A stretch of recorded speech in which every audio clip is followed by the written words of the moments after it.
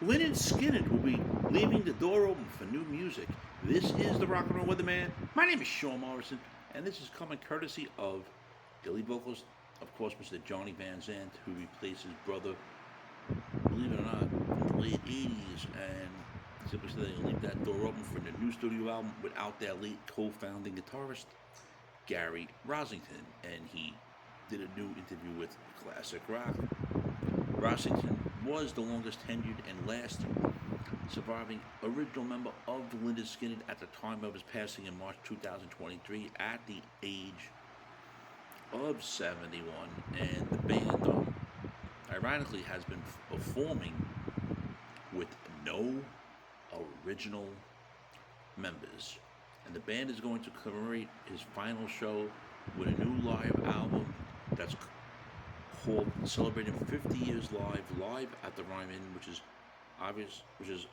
coming out June 27, 2025 via Frontiers Records. And it's going to feature appearances by Jelly Roll, Marcus King, the Shrine Now from Brad Smith, 30th Special Veteran and Van Zant brother Donnie Van Zant, and more. And the last studio album they came out was called Last of a Dying Breed. That came out all the way back in 2012.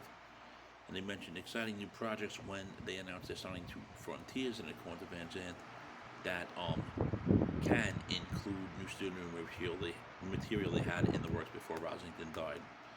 You know that's going to happen because, Frontiers Records is not going to sign you just for one live album, if you know what I'm saying. Friends, if you're not subscribed to the Sean Morrison YouTube channel, please do so. Everyone else out there subscribe. We thank you very much for the continued love, honor, and support. It is greatly appreciated.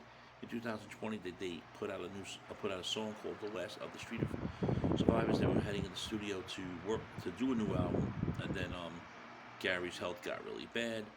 There are other songs written with Gary before he passed away that they could record.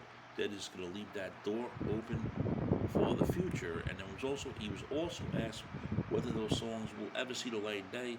He said it would be a question of time. For him, Skynyrd always made great records, but it was a live band. And that's still true today. When he first joined in 1987, now I got my time when he joined, they were all into drinking and having a party on stage just like the audience, but nowadays they soak that music up. It's become more of a spirit thing, and they never ever phone it in, and that's something he is very proud of.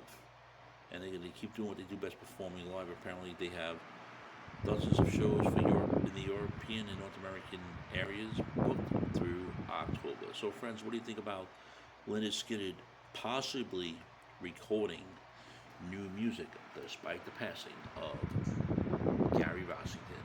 Your thoughts? Shame, shame, shame.